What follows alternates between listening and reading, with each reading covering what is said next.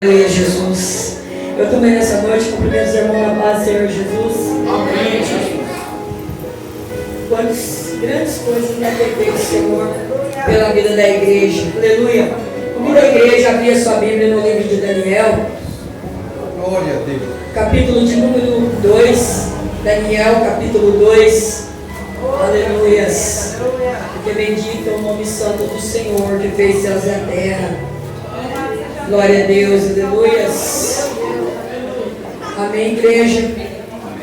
Capítulo 2, estarei lendo o versículo de número 22.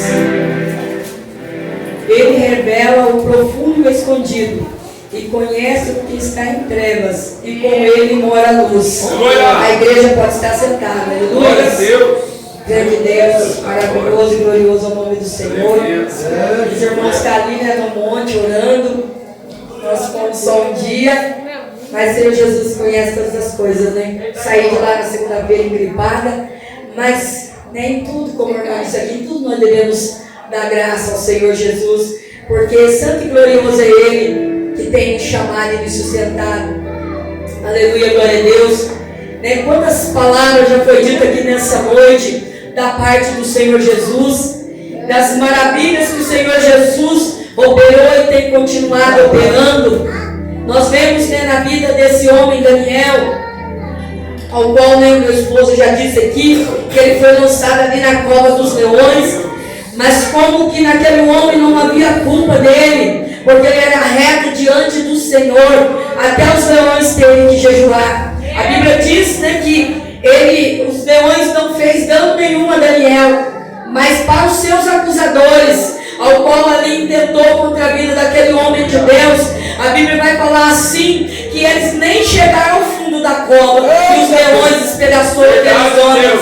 Nós vemos como o Senhor Jesus, Ele é glorioso, Ele é cuidadoso, Ele é zeloso, assim como Ele fez ali na vida de Paulo e Silas, ali na prisão, que aqueles homens oravam e glorificavam a Deus, cantavam hinos de louvores a Deus, e ali as cadeias foram quebradas, aguilhões foram despedaçados. Embora o propósito do Senhor na vida daqueles homens foi que através da palavra dele, aqueles homens foram parar ali naquela prisão, e através da vida deles ali na prisão houve salvação. Que não venha acontecer isso com a nossa vida, nós temos que ser lançados na prisão, para salvar uma vida, que tão somente o nosso clamor diante de Deus venha chegar em vidas que estão encarceradas, vidas que estão aprisionadas por causa da maldade que tem sido muito grande sobre a face da terra, e até mesmo na vida da igreja. Nós vemos como que a igreja tem sido dispersada por tantas coisas que nos leva para longe do Senhor, que nos leva para longe do propósito e do querer de Deus.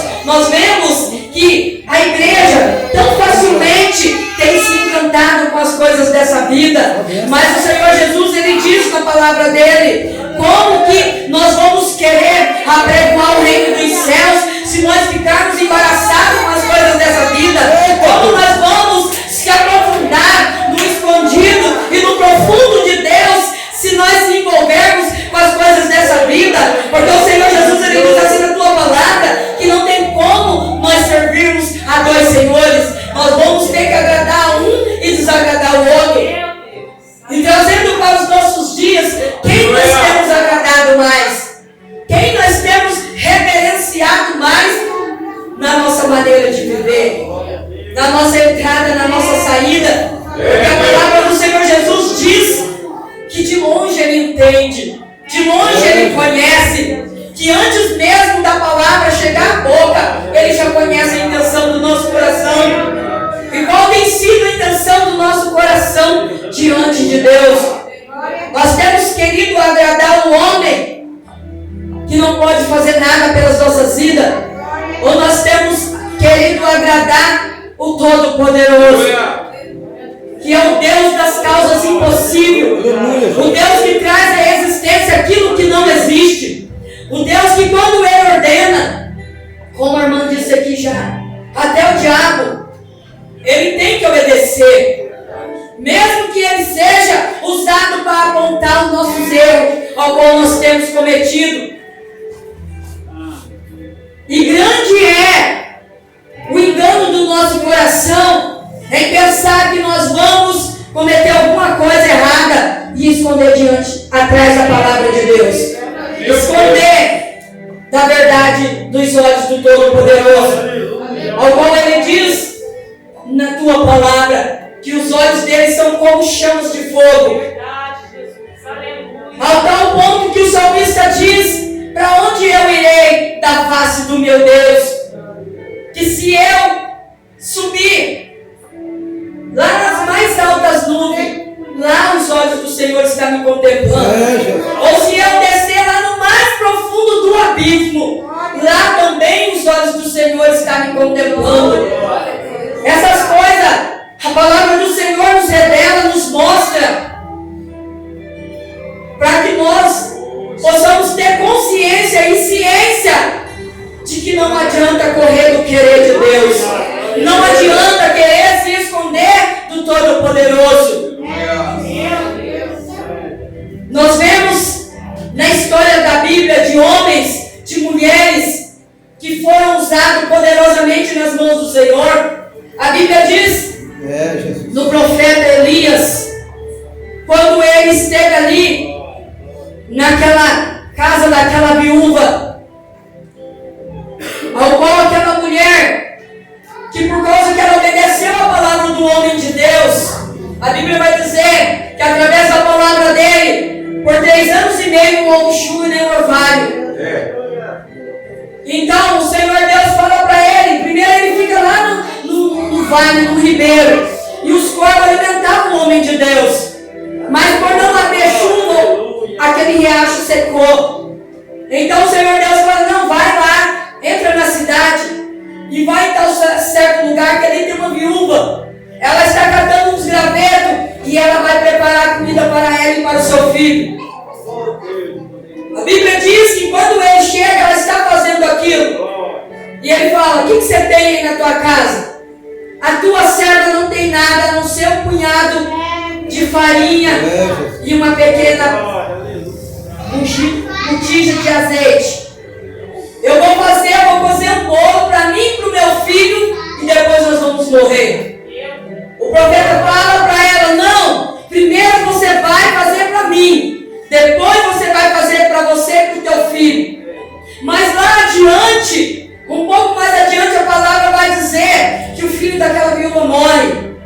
E ela vai falar para ele assim: por que você fez isso comigo? Você veio aqui apontar os meus pecados? Você veio me lembrar dos meus pecados? Por isso que Deus tirou meu filho? É assim na minha vida e na tua vida, quando nós queremos correr ou se esconder do querer de Deus. Porque se Ele mostra que nós estamos no pecado, é porque no livro de Coríntios ele diz: examinai, pois, o homem a si mesmo, para que quando vier a condenação sobre a face da terra, vós não sejais condenados junto com o mundo. Não é essa a exortação que a igreja lembra todo mês? Para que nós possamos prosseguir corretamente diante de Deus? Porque ele fala assim: olha, sejais santos em toda a vossa maneira de viver, porque o vosso Pai que está no céu é santo. E o Senhor Jesus, ele sempre tem cobrado santidade da igreja. Quando ele escolhe ali, na verdade um pouco antes, na vida de Ana, aquela mulher ela era afligida. Quem que não conhece a história de Ana e Penina? Como que Penina irritava Ana? Porque Penina gerava filhos, mas Ana era estéril. E lá naquele sacrifício que era de costume daquela época, Ana sobe juntamente com seu esposo. E a Bíblia vai dizer assim, que ela está ali procurando, na verdade, buscando ao Senhor. E o homem de Deus, que já não era tão de Deus assim, que todo mundo conhece a história de Eli, do sacerdote Eli, ele não só estava cego carnalmente, como ele também estava cego espiritualmente. Porque a tal ponto que a Bíblia diz que ele honrava muito mais os seus filhos do que ele honrava Deus. E quando Ana da presença de Deus. A Bíblia vai dizer que ela está se derramando na presença do Senhor. E o sacerdote Eli tem ela como embriagada. Falou: olha, mulher, eu vejo que você tem que se afastar da bebida forte. E ela fala assim: não, meu Senhor, a tua serva não bebe nada forte. O que a tua serva tem é amargura de espírito. E então mesmo aquele homem, não estando no centro da vontade de Deus, a palavra vai dizer assim, que ele diz para ela: vai, filha, e o Deus de Israel conceda o desejo do teu coração.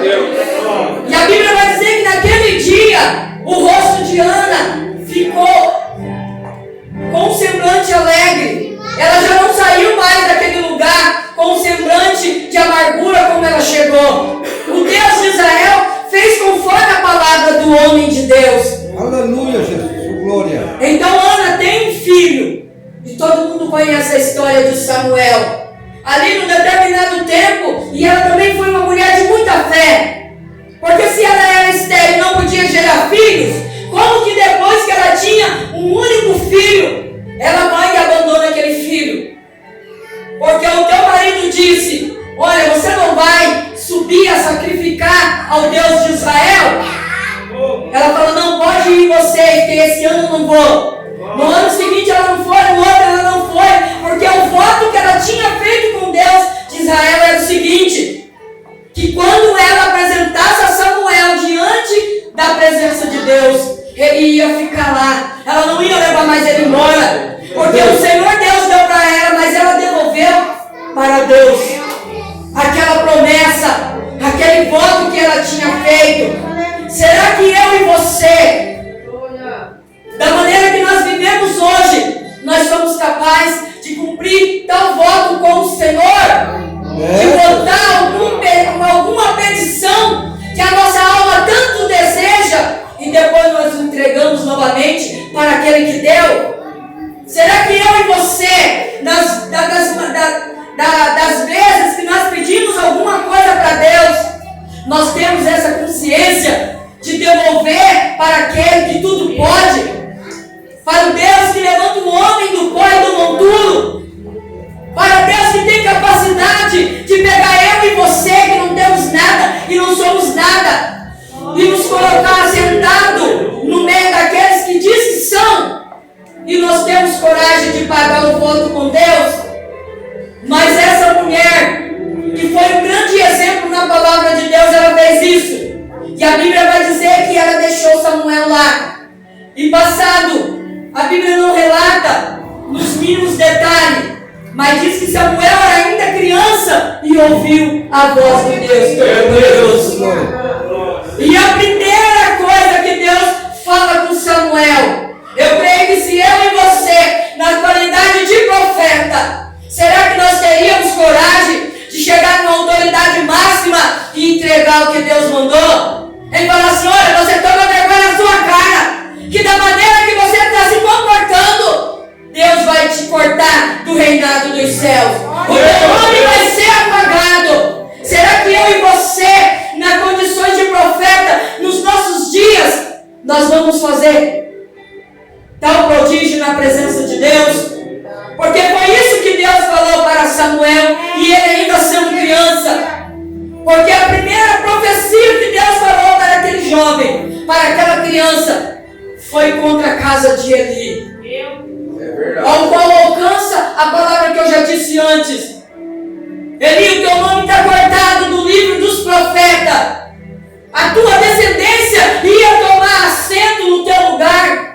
Mas hoje o Deus de Israel, Ele cortou isso da tua vida, porque você honra muito mais os teus filhos do que o Deus que te colocou aqui. Aleluia, Jesus. E assim foi feito, porque até mesmo o profeta ele entendeu e disse para Samuel: Samuel, não te encubra nada do que o Todo-Poderoso te disse, porque se você encobrir alguma palavra do que ele falou, vai recair sobre tua vida tudo aquilo que o Deus falou que ia fazer comigo.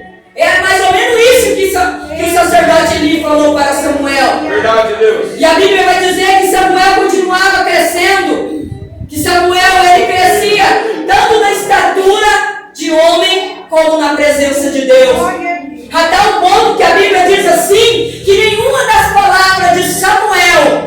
caiu por terra. Tudo o Senhor cumpriu. Só que nós vemos um erro na vida de Samuel.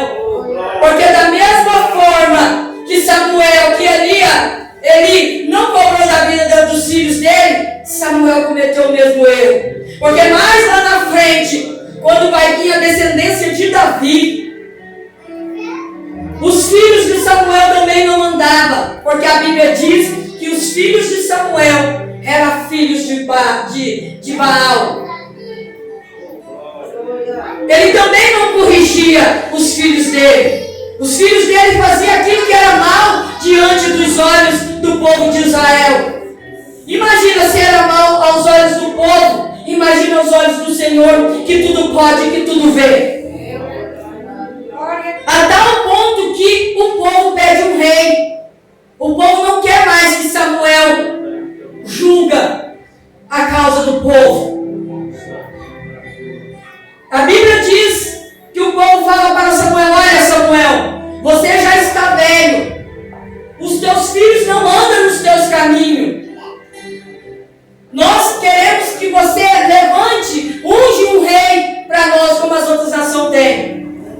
A Bíblia vai dizer assim que Samuel se entristece. O semblante de Samuel cai. Verdade, Jesus. Mas Deus fala para ele: não se entristeça, Samuel, porque antes desse povo te rejeitar, eles rejeitaram a mim.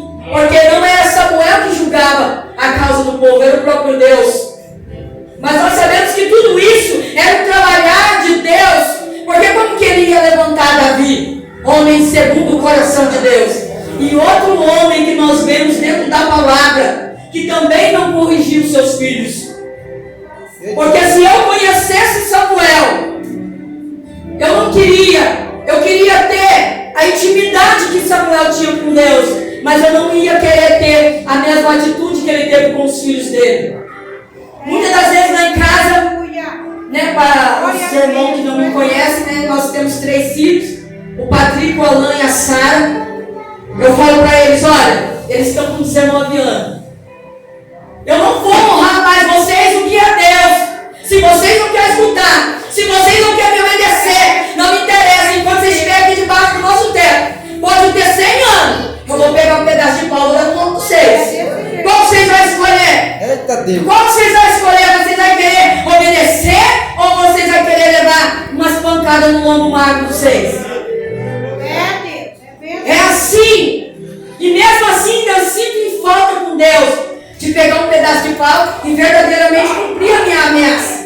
Eu falo: tá vendo quanto que vocês fazem eu pecar contra Deus?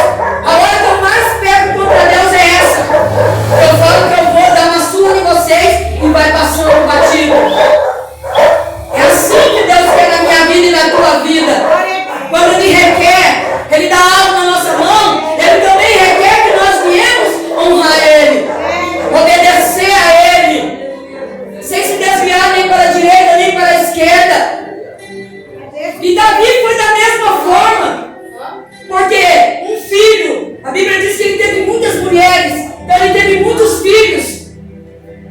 Só que no meio desses filhos, a Bíblia vai falar que ele teve uma filha só. E que ela era muito linda, muito bela à vista, a Bíblia diz. E um desses irmãos, por parte de mãe, se encantou com a sua irmã. E a Bíblia vai falar assim que ele abusou dela. Ele ficou doente de amor que ele sentia pela sua meia-irmã. Só que a Bíblia diz assim, que quando aquele ato foi consumado, ele sentiu muito mais raiva do que amor. E a Bíblia vai nos dizer que Davi não fez nada a respeito dessa questão. Não puniu aquele filho. Então um dos seus outros filhos tomou a dor daquela irmã. Porque se aos olhos do homem ela ficou desonrada, imagina diante de Deus. Não é assim que nós fazemos também?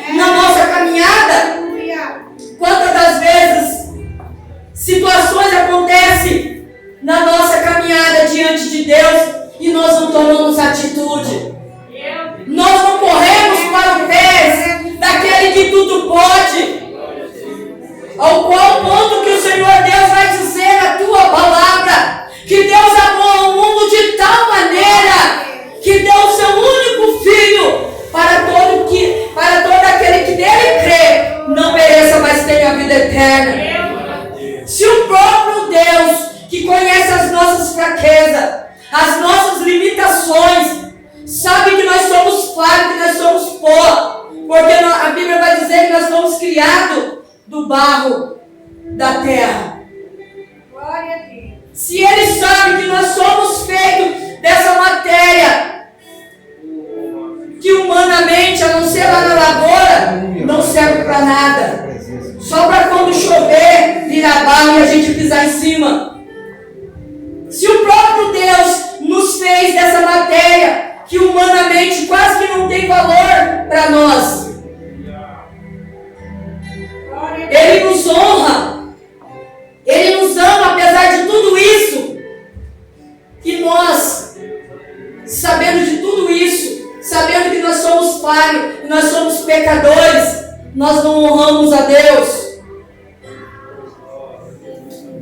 Então, eu falo, eu também não queria ter intimidade de Davi, mas não queria ter essa atitude que ele teve como pai. Então nós vemos dentro da palavra de Deus que o Senhor Jesus, Ele diz: olha, errais porque não examinais a Escritura Sagrada. Tudo que nós como cristãos, que nós como soldados valentes de Deus, nós temos tudo nas nossas mãos, que é a palavra do Senhor. No livro de Efésios, no capítulo 6, versículo 10, a Bíblia nos dá a receita clara de que o cristão precisa se revestir de toda a armadura de Deus. E depois de tudo isso, ficar firme. Não desanimar, não olhar nem para a direita nem para a esquerda, mas permanecer firme. Apóstolo Paulo, este homem, que quem que não tem alegria, que não tem satisfação de falar de apóstolo Paulo, de um homem que tão poderosamente foi usado nas mãos de Deus. Ele ficou um bom tempo da sua caminhada com Jesus preso em cadeias, mas ele não cessava de rogar pela igreja, de escrever carta, ensinando, doutrinando, alertando a igreja a permanecer nos caminhos do Senhor Jesus. Porque se nós se misturar com o mundo, como nós temos visto, nós olhamos nos nossos jovens e cadê o semblante de servos de Cristo? Eita Deus. E uma das primeiras coisas que nós como cristãos ganhamos quando nós viemos para Jesus, e nós temos esse péssimo hábito de dizer: quem quer aceitar Jesus? E essa palavra é mentirosa, porque o próprio Jesus, ele diz: não sois vós que escolhestes a mim, mas eu escolhi a vós. Glória a Deus. Então, quando nós erguemos a mão e aceitamos Jesus, nós não aceitamos Jesus. Jesus nos aceitou. Ele constrangeu o nosso coração a voltar para Ele. Porque quando foi criado o homem e a mulher, não foi criado para se distanciar de Jesus. Foi criado para permanecer na presença de Deus, que é todo poderoso. De Deus que nos conhece antes mesmo de nós sermos formados no ventre da nossa mãe. A Bíblia diz que Ele já nos interte. Antes mesmo de nossos ossos ser formados, o Senhor Jesus, Ele já nos conhece e já nos chama pelo nosso nome. Eita glória. Aleluia. Se tudo isso é capaz Deus fazer pela minha vida e pela tua vida, por que esse espaço de tempo que nós vivemos, nós não somos capazes de sermos soldados valorosos e baixar na presença de Deus e não se desviar e não arrumar desculpa esfarrapada para abandonar Jesus? Eu falo para os meus meninos, para os meninos: o que Jesus fez para você? Que vocês não quer ler a Bíblia, não quer orar, não quer ir na igreja? Fala para mim o que foi que Jesus fez para vocês, que vocês não querem nada disso. É assim na minha vida. Se eu falar que tem dias que eu não tenho pensamento de querer ser um crente que chega na igreja e senta, é mentira. Mas o Senhor Jesus, Ele nos ensina na tua palavra, que Ele diz que nós temos que se achegar no Senhor Jesus e proceder em conhecer o Senhor Jesus. Glória. Não é essa mesmice que nós temos vivido como igreja de Jesus. Esse Jesus que nós temos pregado, que é um Jesus poderoso, que é um Jesus que abre os céus, que abre a terra, que cura,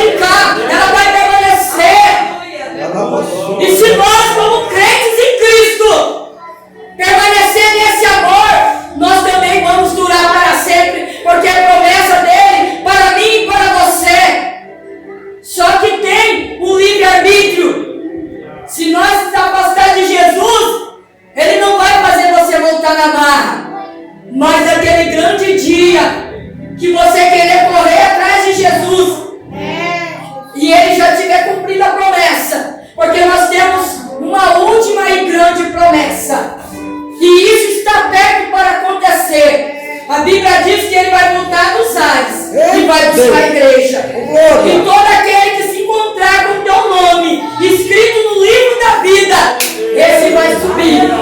Se nós ainda não estivermos mortos, mas vamos encontrar com o Senhor lá nos ares. O nosso corpo vai ser transformado. Toda essa carne do pecado vai ficar. Mas a nossa alma e o nosso espírito vai voltar para Cristo. Porque Ele criou, Ele transformou e Ele vai cumprir. Assim como Ele fez na vida de Daniel, na vida dos seus amigos. Aqui nessa palavra de Daniel, que nele mora luz, que nele não há trevas, é porque estava tendo um edito ali, que o rei sonhou um sonho, só isso. O rei fala assim, ó, chama lá para mim, todos os entendidos e sábios, que eu vou contar o meu sonho, e eles vão ter que me falar o significado. Eita Deus.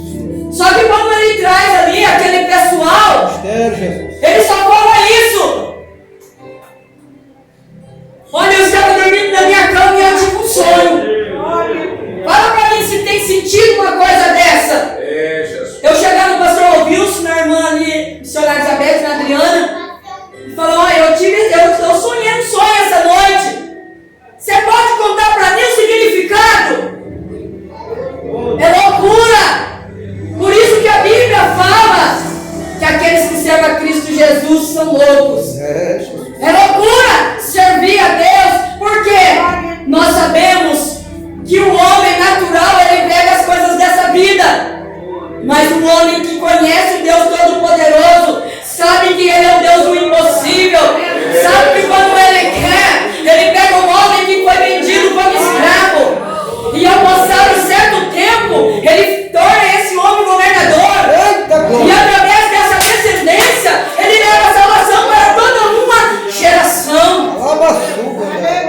Que é o próprio José, que foi assim que aconteceu com esse homem. E a Bíblia vai dizer assim que ele era jovem. Ele tinha tudo para abandonar o Deus do pai dele. Porque ele podia falar